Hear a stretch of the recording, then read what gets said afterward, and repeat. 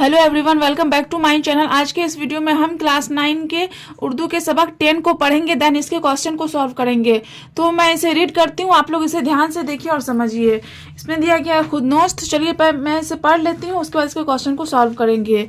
खुदनोस्त स्वाक हयात मतलब ऑटोबायोग्राफी से मुराद किसी शख्स के अपने ज़िंदगी से मुतअल्लिक खुद लिखे हुए हालात होते हैं।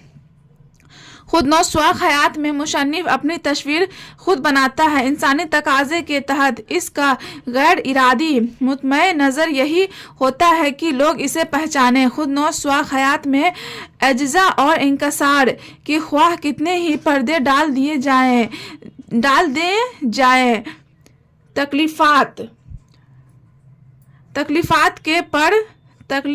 के पे दर पे हल्के खींच दिए जाएं, लेकिन हर शख्स का सबसे बड़ा हीरो वह खुद होता है। खालिस्तन लफ्जी एतबार से खुदनोस्त स्वाक में अपनी कहानी खुद लिखने की शर्त है। आप बीती खुदनोस्त स्वाक हयात के लिए मतलब खुदनोस्त स्वाक हयात को हम लोग आप बीती भी बोल सकते हैं के लिए सफ़हात की या कोई ख़ास तरीका कार की कैद नहीं। यह चंद सत्रों पर भी मुश्तमल हो सकता है और सैकड़ों सफ़हात पर भी मुहित हो सकता है। अलबत्ता आप बीती आम तौर पर नसर में अपने हालात का लिखना है। आप बीती के लिए कोई बंधे टके उसूल नहीं, ताहम 3 शर्तों की एहतियात लाजमी है: सच्चाई, शख्सियत और तीसरा फ़न। उर्दू में बहुत सारी खुदनोस्त स्वाक उमरिया लिखी गई है, जिनमें शाद की कहानी, शाद की जुबानी, शाद अजीम आबादी का है शहर होने तक, आगा हस्र काश्मीरी का यादों की बारात, जोश का अपनी तलाश में, कलीमुद्दीन अहमद का गुबार कारवा, अनीश कदवाई का किस्सा बेसिमत जिंदगी का, वहाब अशरफी का वगैरह काबिले जिक्र है। अब दिया गया है बेगम अनीश कदवाई के बारे में, इसको भी हम लोग पढ़ते हैं। बेगम अनीश कदवाई की पैदाइश तकरीबन 1905 ईस्वी में बाराबंकी यूपी के मशहूर कदवाई खानदान में हुई। कदवाई खानदान का मौरूसी ताल्लुक काजी कुतुबुद्दीन से था, जो मक्का से हिजरत करके हिंदुस्तान आए थे। अनीश कदवाई के वालिद विलायत अली बाराबंकी शहर के मशहूर वकील थे। इस तालीम याफ्ता माहौल में भी लड़कियों के पर्दे का सख्त एहतमाम किया जाता था और घरेलू तालीम व इब्तदाई दीनियात से आगे आला तालीम हासिल करना लड़कियों के लिए मायूब समझा जाता था। नतीजा यह हुआ कि अनीश कदवाई ने अपने पर्दे में ही सिर्फ घरेलू तालीम यानी मुनव्वजा मजहबी किताबें, दीनियात और उर्दू फारसी तक तालीम हासिल कर सकी। अनीश कदवाई की शादी मशहूर कांग्रेस रहनुमा और वजीर रफ़ी अहमद कदवाई के छोटे भाई शफी अहमद कदवाई से हुई। अनीश कदवाई की एक साहबजादी कौसर कदवाई आला तालीम याफ्ता खातून है। रफ़ी अहमद कदवाई के ख़ानदान में शादी होने की वजह से बेगम अनीश कदवाई के लिए मज़ीद तालीम के दरवाजे खुल गए। वह अब सियासत में भी हिस्सा लेने लगी और आला तालीम भी हासिल की। उर्दू अदब से फितरी दिलचस्पी थी, इसलिए मुज़ामैन भी लिखने लगी। गांधी जी की एमा पर बेगम अनीश कदवाई दिल्ली चली गई और मुल्की सियासत में सरगर्म हिस्सा लेने लगी। कांग्रेस में शामिल होकर मुजाहिद आज़ादी की हैसियत से कारहाय नमाया अंजाम दिए। 16 जुलाई 1982 को बेगम अनीश कदवाई का इंतकाल हो गया। सियासत की मसरूफियात के बावजूद बेगम अनीश कदवाई उर्दू अदब की खिदमत से गाफिल नहीं हुई और कलमी जिहाद के जरिए आज़ादी के ख्वांचका वाक़यात कलम बंद किए, जो आज़ादी की छाँव में के इनवान से किताबी शक्ल में छप गए।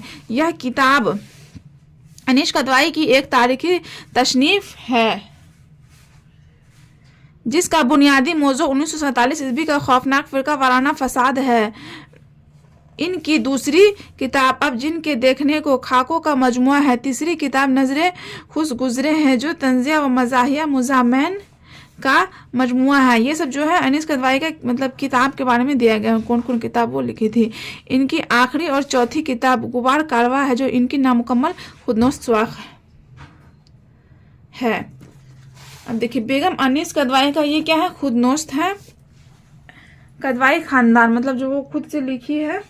चलिए इसको हम लोग रीड करते हैं। शफी अहमद कदवाई रफ़ी साहब से 2 साल छोटे और मुझसे तकरीबन 9-10 साल बड़े थे। शक्ल और सूरत में भी बड़े भाई से काफ़ी मुख्तलिफ थे और तबअन भी ज़रा तीखे मिजाज के थे। रफ़ी भाई जितने गोल मटोल थे यह इतने ही दुबले पतले और लंबे। आखिरी उम्र में जिस्म भारी पड़ गया था। बहुत ही मोहतात तबीयत के इंसान थे। ज़माना तालिब इल्मी में रफ़ी भाई की हद से बढ़ती हुई फजूल खर्चियों और फ्याजियों पर मोतरज़ भी होते थे और जब इनकी जेब खाली देखते तो यह भी बर्दाश्त न होता कि इनका हाथ पैसे की कमी की वजह से रुका रहे, इसलिए अपनी पस अंदाज की हुई रकम जो जेब खर्च से बच जाती भाई को पेश कर देते थे।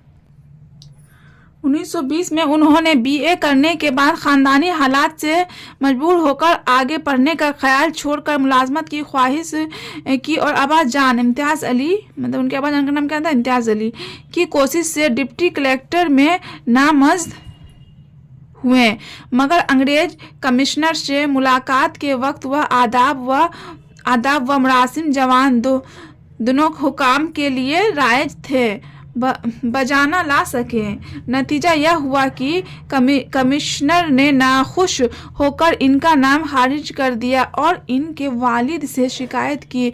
1919 ईस्वी में जब रॉलेट एक्ट के सिलसिले में हंगामा शुरू हुआ और कांग्रेस ने नया मोड़ लिया तो रफ़ी भाई ने अपने गांव और ज़िला में कांग्रेस का प्रोपेगेंडा शुरू कर दिया। कुछ यह खबरें भी कमिश्नर तक पहुंची। अब्बाजान इस नाकामयाबी से बहुत मुतासिर हुए, मगर यह दोनों भाई खुश थे कि चलो जान छूटी। मगर हालात का तकाजा था कि जरिया आमदनी कुछ हो। इस बीच में मुझसे शादी भी हो गई। आखिरकार स्टेंट को ऑपरेटिव रजिस्ट्रार की पोस्ट मिल गई। रजिस्ट्रार की पोस्ट मिल गई और तकरीबन 1 साल यह सिलसिला जारी रहा। 1921 में तहरीक अदम ताउन नॉन कोऑपरेशन में मुलाजमत से इस्तीफा दे कर शामिल हो गए। इनके वालिद अब्बाजान अपने लायक तरीन बेटों की इस नालायकी पर तिलमिला उठे, लेकिन वह ऐसे सख्त गिर बाप तो ना थे कि नौजवानों को अपनी मर्जी और इशारों पर चलाना ज़रूरी समझते हो। अलबत्ता अपनी तकलीफ, ख़ानदानी सूरत हाल, ज़मीन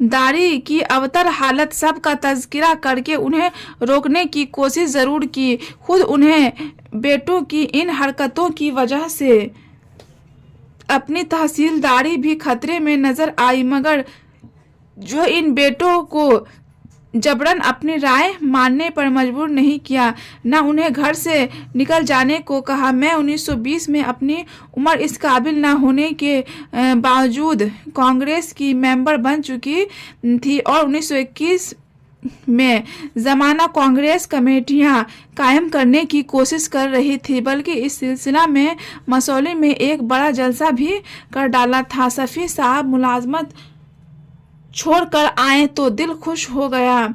अब वह भी बाकायदा मेंबर थे और दिसंबर 1921 में सत्याग्रह तहरीक में हिस्सा लेते हुए गिरफ्तार हो गए। देहात से सत्याग्रही जितने आते थे, जिला के सदर मुकाम बाराबंकी में गिरफ्तारी के लिए अपने को पेश कर देते थे।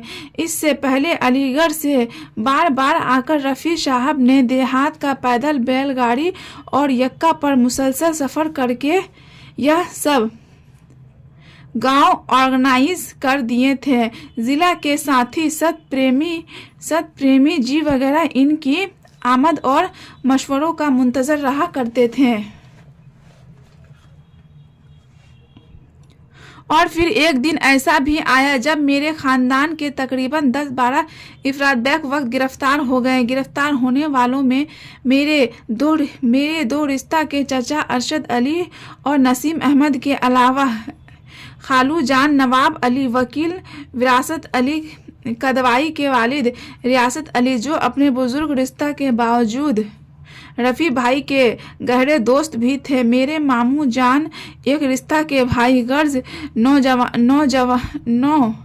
जवानों की इस गिरफ्तारी के बाद अब घर में सिर्फ बूढ़े दादा मतलब अबा जान के चाचा बाकी थे। अबा जान अपनी मुलाजमत पर शायद बजनौर में थे। जाहिर है यह खबर सुनकर उन्हें बहुत शौक पहुंचा। इन बेचारों को यह पता भी ना था कि गांव और ज़िला के तमाम नौजवान एकदम सरकार बरतानिया के बागी बन जाएंगे। इत्तफाक देखिए इसी दिन या दूसरे दिन में एक बच्ची की मां बन गई। मेरी इस नाजुक हालत की वजह से शफी साहब परेशान थे, लेकिन मुलाजमत छोड़ने पर उन्होंने कुछ रकम इस मौका के लिए मखसूस करके रखवा दी थी, इसलिए कोई परेशानी न हुई। यह लड़की मुझसे सिर्फ 16 साल छोटी थी। आज़ादी की तहरीक ज़ोर शोर से चल रही थी, इसलिए मैंने इसका नाम आज़ादी रखा। लेकिन मेरी माँ को यह भोंडा सा नाम पसंद ना आया और उन्होंने इसका अकीका रफिया सुल्तान पर करवाया। पढ़ने वालों को ताज्जुब होगा अगर मैं यह बताऊं कि इससे 1 साल पहले 15 साल की उम्र में भी एक कमज़ोर हनी बच्चे ने मुझसे जन्म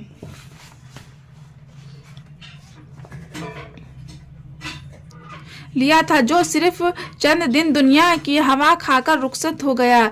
इसके मरने पर मैं बगैर कुछ सुने रो रही थी और मेरी माँ, यहाँ पे आप लोग अपनी बुक खोल के बैठिए, यहाँ पे मिटा हुआ है, दिलासा दे रही थी। एक लेडी डॉक्टर जिसे शफी साहब ने लखनऊ से भिजवाया था ऐसे वक्त पहुँची जब मैं पुरानी दाई की तख्ता मुश्क बन चुकी थी। जाहिर है इसके बाद मेरी वालदा मुझे इलाज के लिए लखनऊ ले गई और 1 माह बाद जब सेहत याब हुई तो फिर बलाए गम हाय दिगर में गिरफ्तार हो गई। यह सब मेरी इफ्ताद तबीयत के खिलाफ था। पहले बच्चे के लिए इस वक्त ना जाने क्यों आंसू निकलते ही चले आ रहे थे, लेकिन चंद दिन बाद अपने दोस्तों से खुशी का इजहार करती थी कि अच्छा हुआ वापस चला गया, बेकार मुझे सताता। मगर शफी साहब जवान थे, इनके जज्बात मुझसे बिल्कुल जुदा होते थे। मेरी सियासी दिलचस्पियां खानदान वालों की नज़र में मायूब थी, लेकिन शफी साहब हमेशा खुश होते थे जब वो देसी कपड़े जला देने को कांग्रेस का हुक्म हुआ तो मैंने आग के शोलों में शादी का जोड़ा भी डाल दिया। रफ़ी भाई ने कहा शफी के कपड़े भी लाओ। इत्तफाक से इनका भी शादी ही का एक जोड़ा था। उस वक्त मेरी माँ रो दिए। इनकी नज़र में यह बड़ी मनहूस बात थी। उस वक्त तक जेल से मुतल्लिक बुजुर्गों का नज़रिया चोरों डाकुओं वाली जेल का था, इसलिए बड़ा रोना धोना घरों में हुआ सिवा मेरे घर के। तो चलिए अब हम इसके क्वेश्चन को सॉल्व करते हैं। देखिए यहाँ पे आप बताइए में दिया गया है बेगम अनीश कुदवाई का यह मजमून किस सिन्फ से मुतल्लिक है। तो देखिए जवाब हो जाएगा बेगम अनीश कुदवाई का यह मजमून खुदनोश स्वाक से मुतल्लिक है। नेक्स्ट है मजमून कुदवाई खानदान के तख्लीक कार कौन है। जवाब हो जाएगा मजमून कुदवाई खानदान के तख्लीक कार बेगम अनीश कुदवाई है। बेगम अनीश कुदवाई की पहली किताब कब शाया हुई। जवाब हो जाएगा बेगम अनीश कुदवाई की पहली किताब आज़ादी के बाद शाया हुई। 4 में है बेगम अनीश कुदवाई का इंतकाल कब हुआ। जवाब हो जाएगा बेगम अनीश कुदवाई का इंतकाल 16 जुलाई 1982 ईस्वी को हुआ। अब देखिए मुख्तसर गुफ्तगू। मुख्तसर गुफ्तगू में आपको दिया गया अनीश कदवाई की तालीम से मुतल्लिक मुख्तसर जवाब दीजिए। मतलब अनीश कदवाई की तालीम के बारे में बताना है कि वो कैसे कैसे तालीम हासिल की थी। तो इसका जवाब हो जाएगा अनीश कदवाई के वालिद विलायत अली बाराबंकी शहर के मशहूर वकील थे। तालीम याफ्ता माहौल ज़रूर था, लेकिन लड़कियों के पर्दे का सख्त एहतमाम किया जाता था और लड़कियों के लिए घरेलू तालीम व इब्तदाई दीनियात से आगे आला तालीम हासिल करना मायूब समझा जाता था। नतीजा यह हुआ कि अनीश कदवाई ने पर्दे में ही सिर्फ घरेलू तालीम यानी मरोजा मजहबी किताबें, दीनियात और उर्दू फारसी तक तालीम हासिल कर सकी।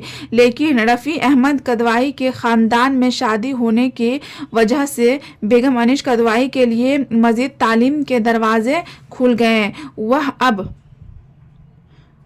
सियासत में भी हिस्सा लेने लगी और आला तालीम भी हासिल की और उर्दू अदब में फितरी दिलचस्पी थी, इसलिए मज़ामीन भी लिखने लगी।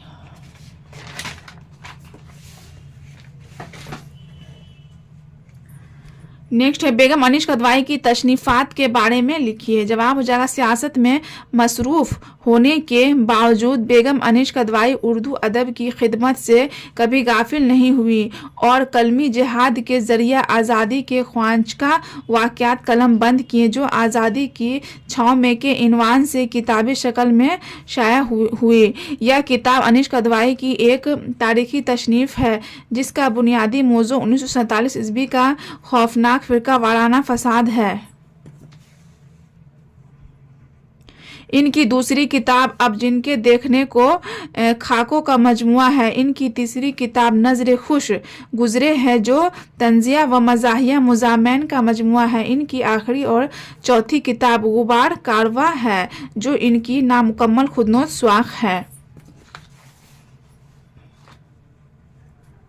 क्वेश्चन नंबर 3 है खुदनोस्त की तारीफ करते हुए बताइए कि इसका ताल्लुक किस सिन्फ अदब से है।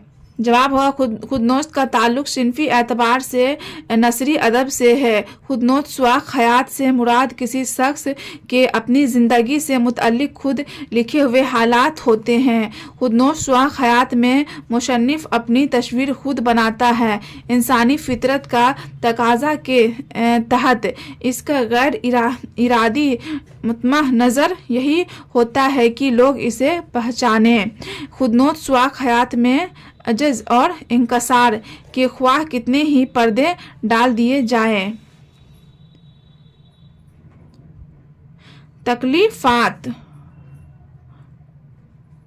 तकलीफ़ात के पेदर पे हल्के खींच दिए जाएं,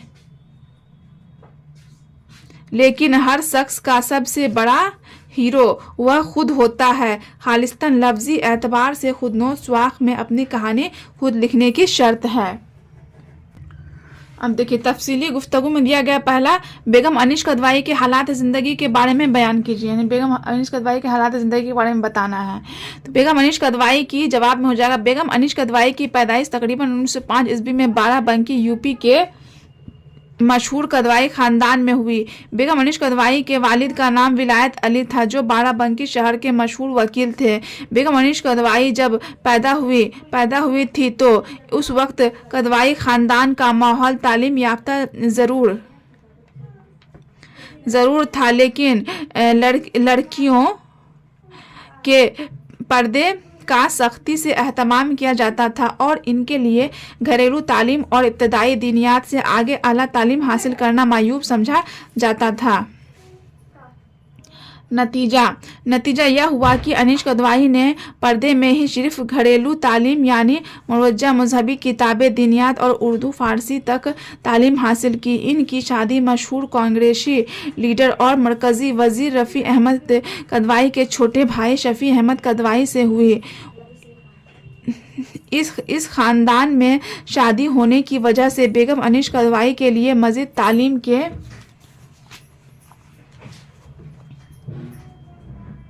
दरवाजे खुल गए। वह आला तालीम भी हासिल की और सियासत में भी हिस्सा लेने लगी। गांधी जी की एमा पर बेगम अनीश कदवाई दिल्ली चली गई और मुल्की सियासत में सरगर्म हिस्सा लेने लगी।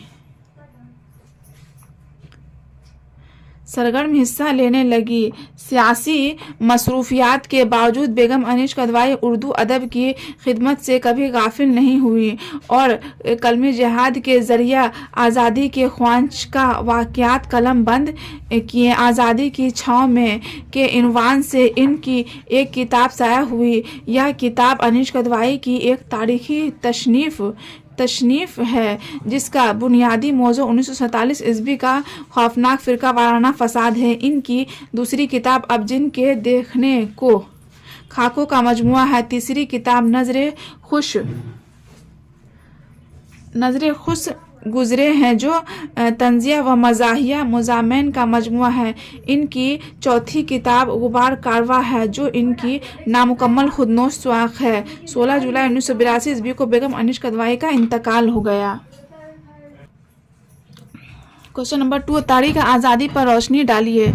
जब हो जाए तारीख आज़ादी की जद्दोजहद हमारी कौमी तारीख का एक रोशन बाब है। हमारे कौमी रहनुमाओं के मजबूत इत्तेहाद और बेमिसाल कुर्बानियों ने अंग्रेज़ों को इस बात पर मजबूर कर दिया कि वह इस मुल्क को छोड़ कर चले जाएं।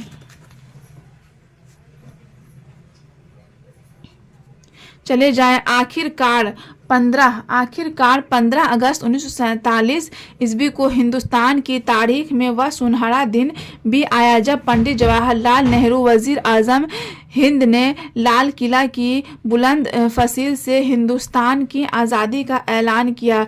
तहरीक आज़ादी की तारीख में एक नए बाब का इजाफा हुआ। चंपारण में नील की खेती में अंग्रेज़ हिंदुस्तानी मजदूरों पर तरह तरह के मुजालिम ढाए थे। चुनांचा मजदूरों की फरियाद पर इनकी दिलजोई के लिए गांधी जी चंपारण पहुँचे और सच्चाई को बुनियाद बना कर गांधी जी ने इन मजलूम मजदूरों की हिमायत में सत्याग्रह शुरू कर दिया जो हिंदुस्तान की सियासी तारीख में संगमेल साबित हुआ। जद्दोजहद आज़ादी के दौरान अंग्रेज़ों की अयारी और गफलत से तंग आकर गांधी जी ने अगस्त 1942 ईस्वी में अंग्रेज़ भारत छोड़ो तहरीक चलाई जिसके नतीजा में ब्रिटिश गवर्नमेंट ने गांधी जी और दीगर तहरीककार रहनुमाओं को गिरफ्तार कर लिया जिसके नतीजा में ब्रिटिश गवर्नमेंट के खिलाफ अवाम की नाराज़गी बहुत ज़्यादा बढ़ गई। मुख्तलिफ मुकामात पर तहरीककारों पर गोलियां भी चलाई गई। बिहार के तलबा भी इस तहरीक में पीछे नहीं रहे और पटना सेक्रेटेरिएट की इमारत पर तिरंगा झंडा लहराने की कोशिश की। पुलिस ने इन पर बेशुमार गोलियां बरसाएं जिनमें 7 तलबा हलाक भी हो गए। इनकी यादगार शहीद स्मारक की शक्ल में पटना सेक्रेटेरिएट के सामने आज भी मौजूद है जो हमें वतन से मोहब्बत इसार और हौसलामंदी का सबक देता है। गांधी जी की क़यादत में सियासी रहनुमाओं और हिंदुस्तानियों की बेमिसाल कुर्बानियों के नतीजा में 15 अगस्त 1947 ईस्वी को हमारा मुल्क अंग्रेज़ों की गुलामी से आज़ाद हो गया। क्वेश्चन नंबर 3, कदवाई खानदान की सियासी सरगर्मियों का जायजा लीजिए। जब हो जाए कदवाई खानदान की सियासी सरगर्मियां हिंदुस्तान की तहरीक आज़ादी का एक अहम हिस्सा है। कदवाई खानदान के सरबराह रफ़ी अहमद कदवाई कई बार जेल गए और पुलिस की लाठी से मार भी खाया लेकिन इनके पाए सबात में लग़ज़िश नहीं आई और आज़ादी के बाद आज़ाद हिंदुस्तान में